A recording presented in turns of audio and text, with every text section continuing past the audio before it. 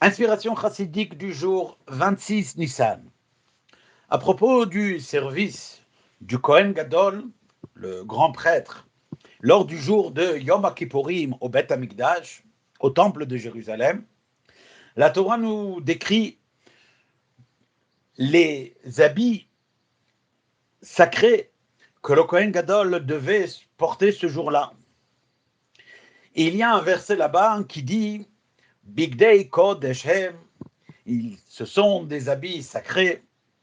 Verachatz besaro bamaim, il devra auparavant laver son corps dans de l'eau, c'est-à-dire aller au mikvé, se purifier, ou le vesham, et ensuite il s'habillera avec ces habits-là.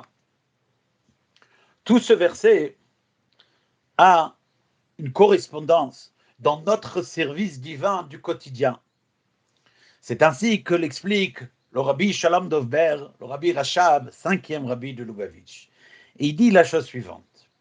Toute personne a les habits sacrés qui sont les habits, les modes d'expression de son âme divine, à savoir l'action qui est investie dans la Kedusha, dans la sainteté, en faisant des mitzvot, la parole sacrée lorsque celle-ci dit des paroles de Torah et de tefila, de prière, et les pensées sacrées qui réfléchissent aux idées de la Torah et aux idées du divin. Ces dimensions-là, ces habits-là, ces modes d'expression-là, une personne n'a pas besoin de les réinventer.